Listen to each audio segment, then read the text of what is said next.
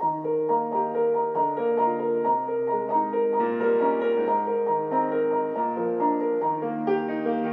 the light of days remembered burns a beacon bright and clear, guiding hands and hearts and spirits into faith set free from fear.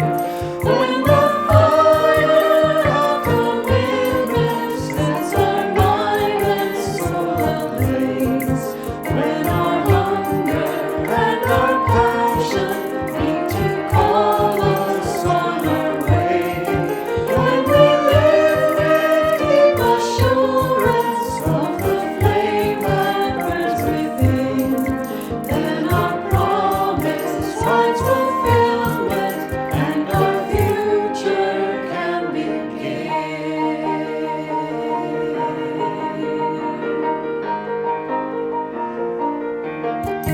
From the stories of our living brings a song both brave and free, calling pilgrims still to witness to the life of liberty.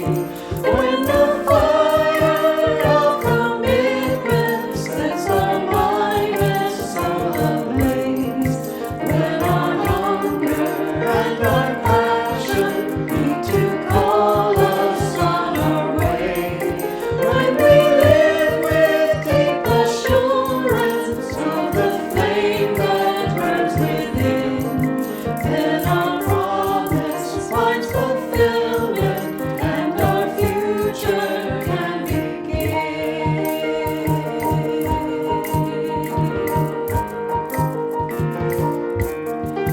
From the dreams of youthful vision comes a new prophetic voice, which demands a deeper justice built by our courageous choice. When the fire of commitment sets our mind and soul ablaze, when our hunger and our passion need to call us on our way, when we live with deep assurance of the flame that burns within, then our promise finds fulfillment and our future can begin.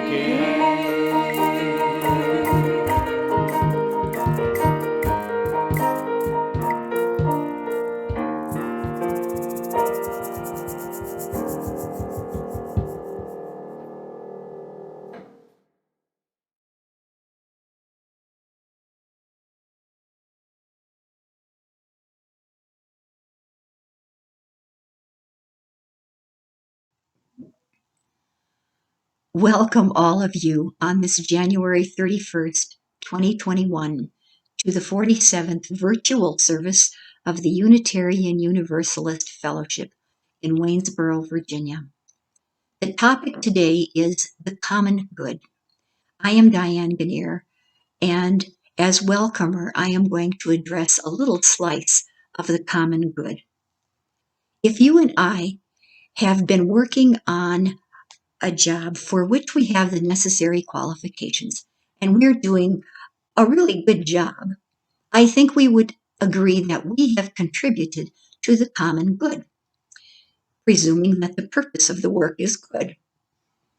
But if we were told, after even having done a good job, that we didn't have the qualifications to begin with, and that our work was not wanted, it would not only be painful, but somewhat enraging.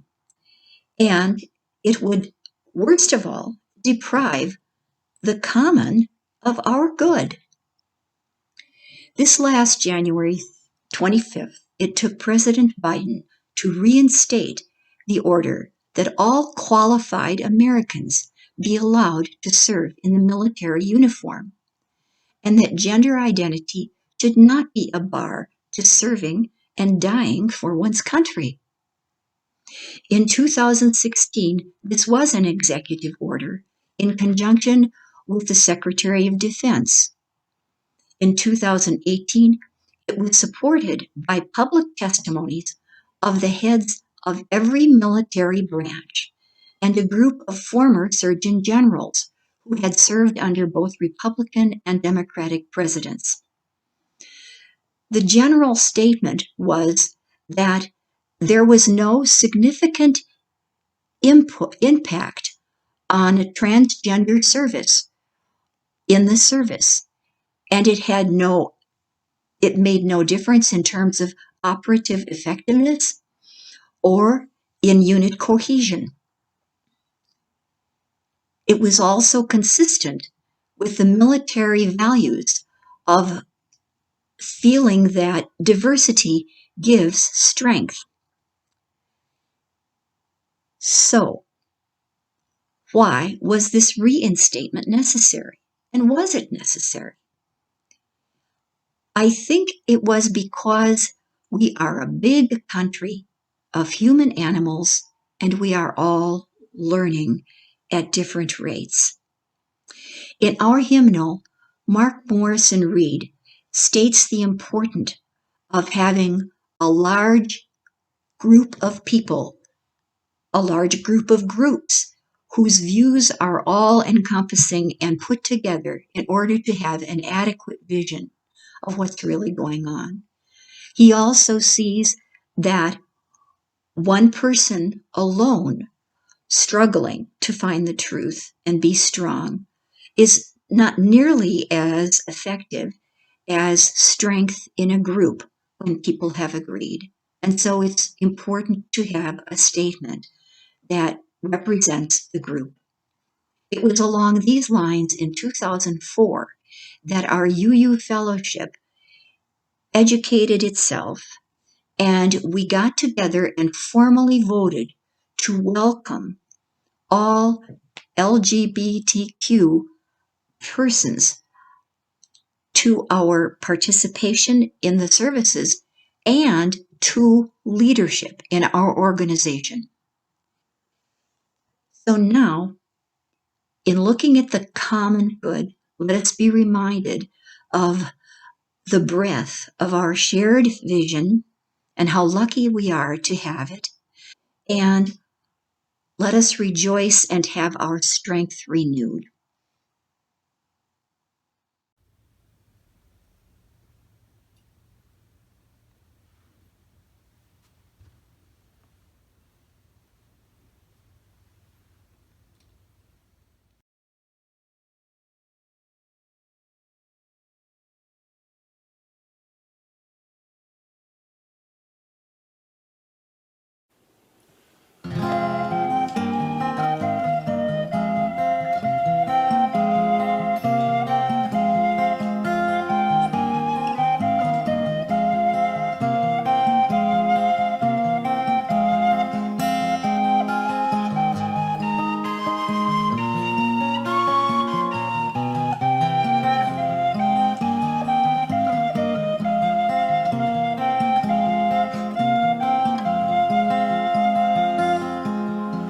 Step by step, the longest march can be won, can be won. Many stones can form an arch, singly none, singly none. And by union, what we will can be accomplished still. Drops of water turn a mill, singly none, singly none. Step by step, the longest march can be won, can be won. Many stones can form an arch, singly none, singly none. And by union, what we will can be accomplished still. Drops of water turn a mill, singly none, singly none.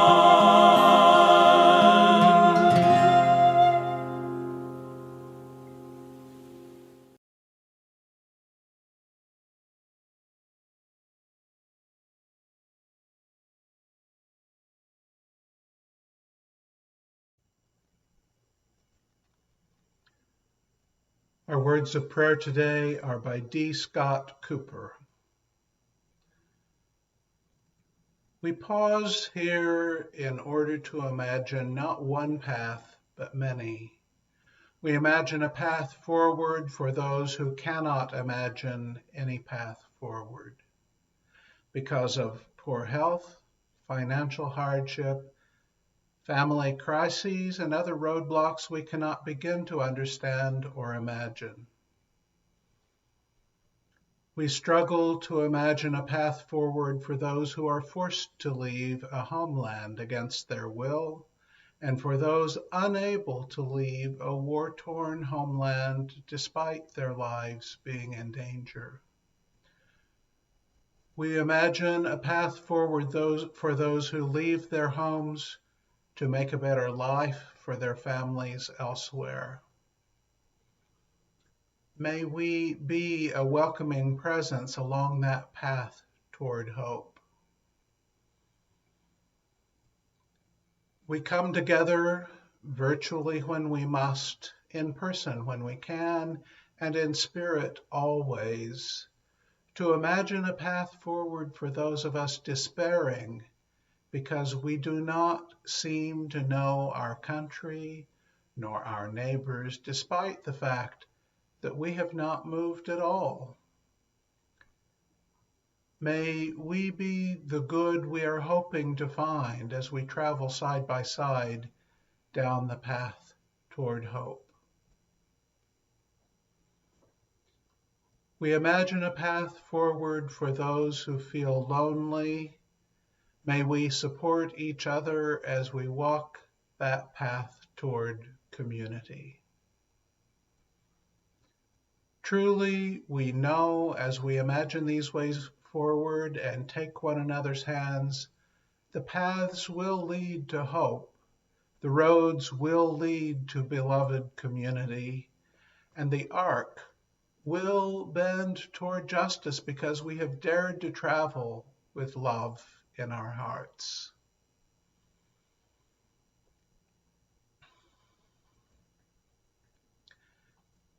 Now let us hold the unspoken joys and sorrows of this congregation in our hearts together quietly.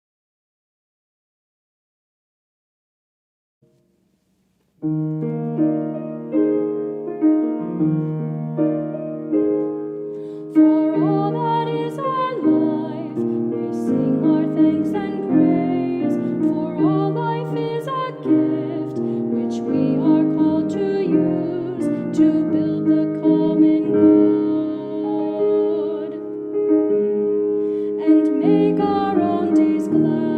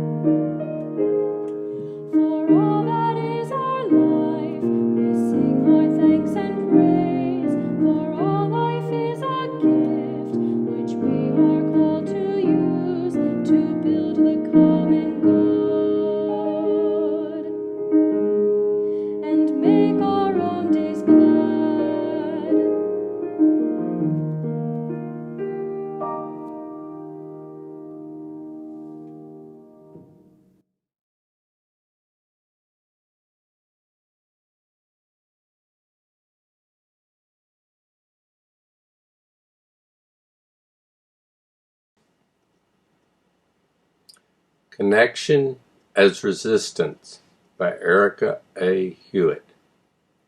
In her 1975 theological treatise, Suffering, German libertarian theologian Dorothee Zurla examines the ways that suffering can knit human beings closer together and draw us more fully into the process of loving.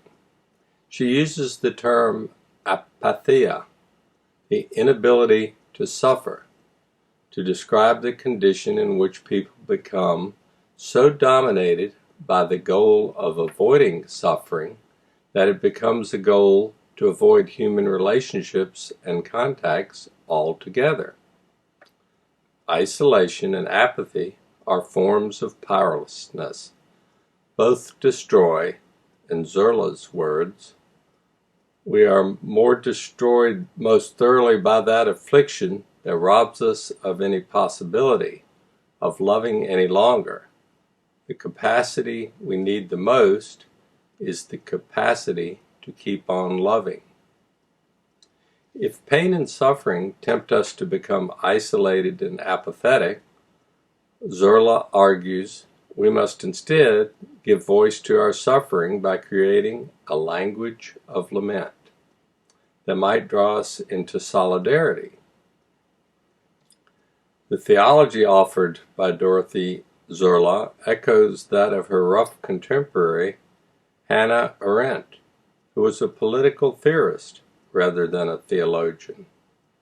One of Arendt's most well-known assertions from her work, The Origins of Totalitarianism, is that totalitarianism is organized loneliness, and that the seed of loneliness is isolation, the experience of not belonging to the world at all, which is among the most radical and desperate experiences of human beings. Therefore, resisting the isolation that breeds loneliness is not just an emotional, psychological, or even spiritual act, but also a political one. The blogger and critic Maria Popova puts it this way: our insistence on belonging, community, and human connection is one of the greatest acts of courage and resistance in the face of oppression.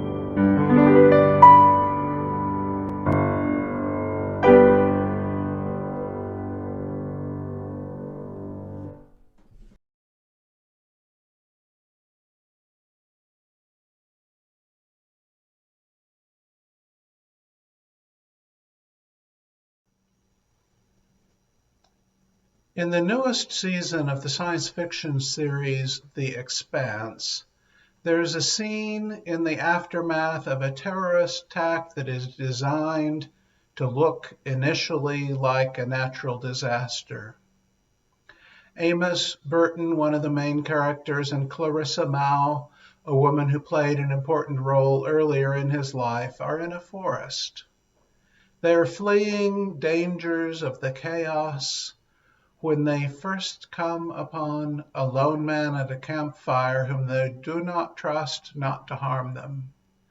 Then they come upon the fortified compound of a lone survivalist. Each encounter with a stranger feels dangerous to them, even though they have some pretty strong survival skills.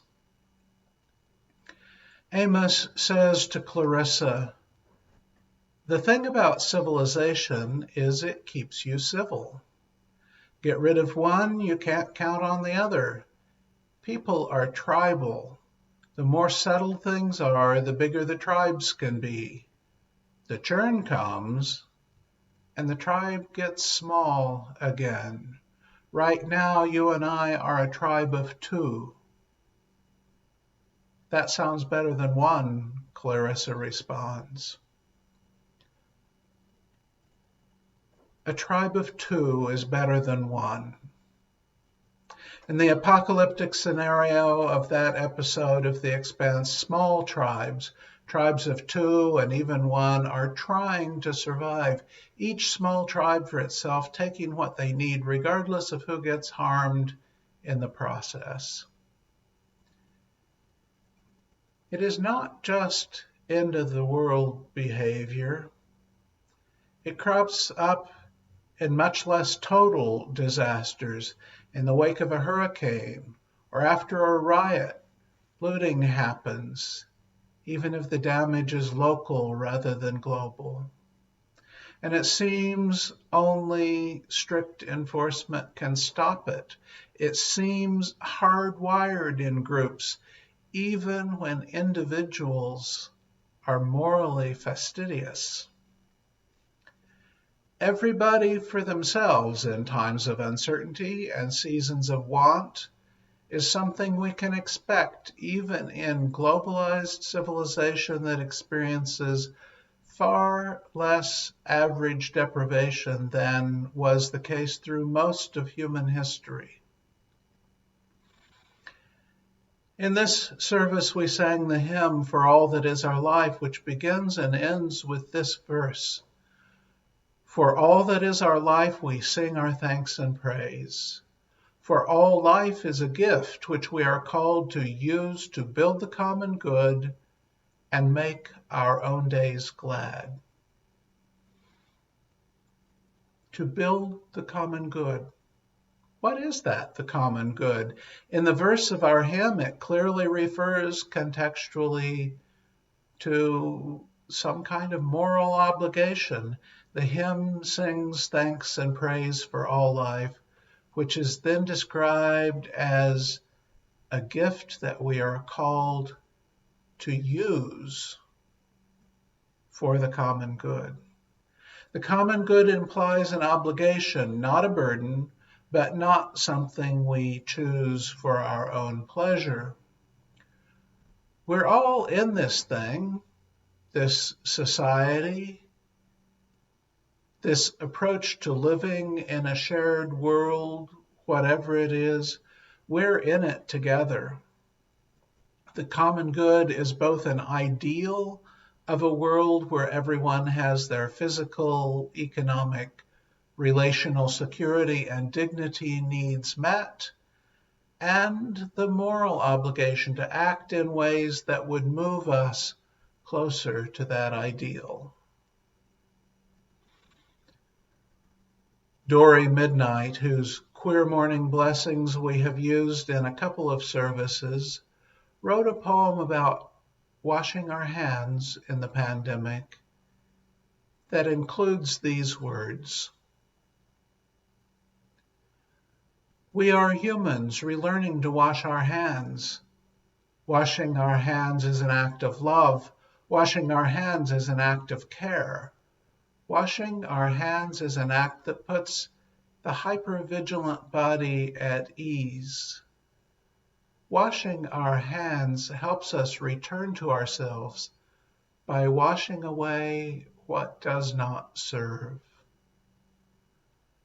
Wash your hands like you are washing the only teacup left that your great-grandmother carried across the ocean, like you are washing the hair of a beloved who is dying, like you are washing the feet of Grace Lee Boggs, Beyonce, Jesus, your auntie, Audre Lorde, Mary Oliver.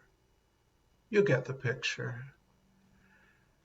Like this water is poured from a jug your best friend just carried for 3 miles from a spring they had to climb a mountain to reach. Like water is a precious resource made from time and a miracle.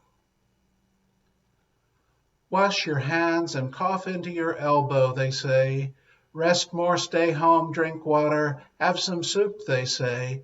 To which I would add, burn some plants your ancestors burned when there was fear in the air. Boil some aromatic leaves in a pot on your stove until your windows steam up.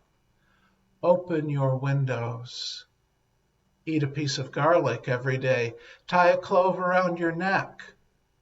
Breathe. My friends, it is always true, these things. It has always been time. It has always been true that we should move with care and intention. When fear arises, and it will, let it wash over your whole body instead of staying curled up tight in your shoulders. If your heart tightens, contract and expand. Science says compassion strengthens the immune system. We already know that, but capitalism gives us amnesia and tricks us into thinking it's the thing that protects us. But it's the way we hold the thing, the way we do the thing. Those of us who have forgotten amuletic traditions, we turn to hoarding hand sanitizer and masks. We find someone to blame. We think that will help. We want to blame something. Blame capitalism. Blame patriarchy. Blame white supremacy if you need something to blame. It is already time to remember to hang garlic on our doors and dip our handkerchiefs in thyme tea and rub salt on our feet, to pray the rosary, to kiss the mezuzah, to cleanse with an egg. In the middle of the night when you wake up with terror in your belly, it is time to think about stardust and geological time, redwoods and dance parties and mushrooms remediating toxic soil. It is time to care for one another and pray over water to wash away fear every time we wash our hands.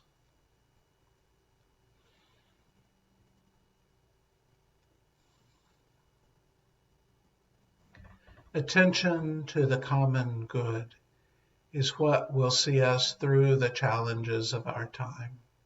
From the pandemic to global warming and climate change, to income and wealth inequality, to social inequity and oppression. You may remember that early in this pandemic, I offered a reflection that used an account of Margaret Mead's claim that the archaeological evidence of civilization was a broken femur that had healed. I said then, and what is at stake in the time of pandemic? Well, certainly our emotional and spiritual well-being is at stake. Anxiety and worry are naturally high because of personal risks and impacts, to be sure. But also civilization itself is at stake. which brings a whole different kind of angst with it. If we can't hunker down and minimize the risk and damage in ways that still allow the person with a broken femur to heal and return to life in society or in the embrace of their family, friends, and neighbors, our pain and our worry only increase.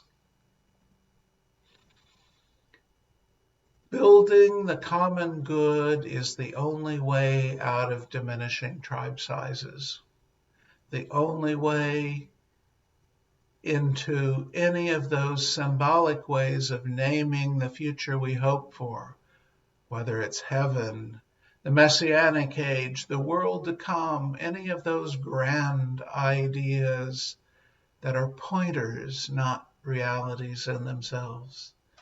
Building the common good prepares the way in the wilderness that we are passing through for all good that is to come, all good that is possible.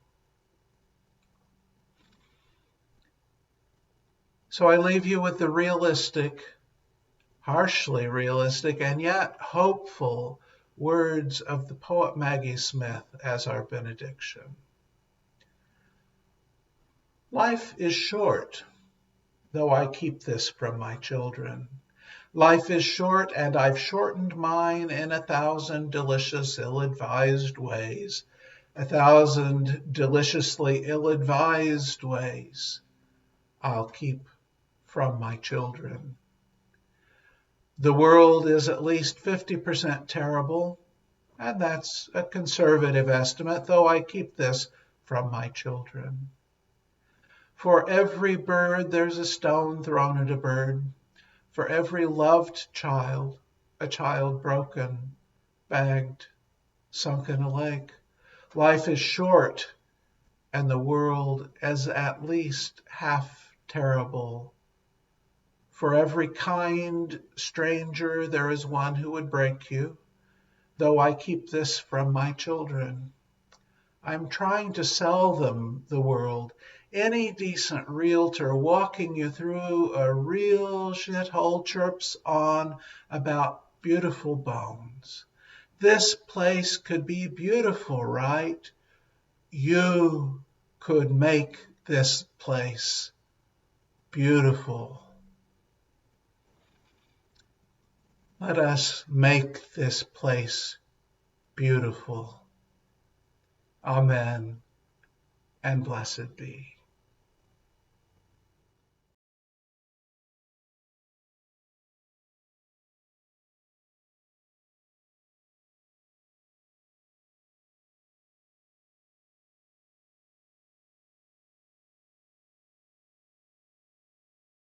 Please join me in hymn number 1017, Building a New Way.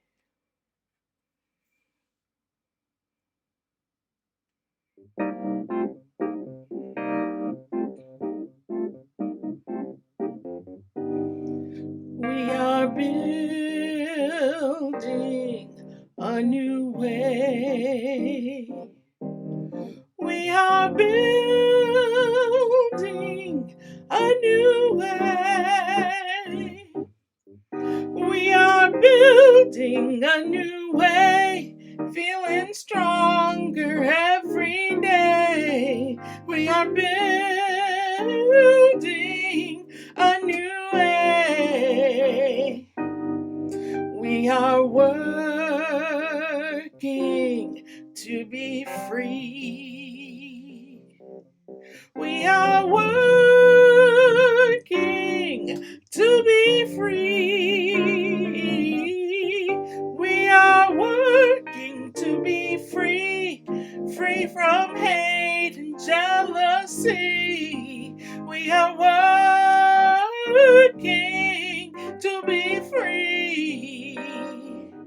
We can feed our every need. We can feed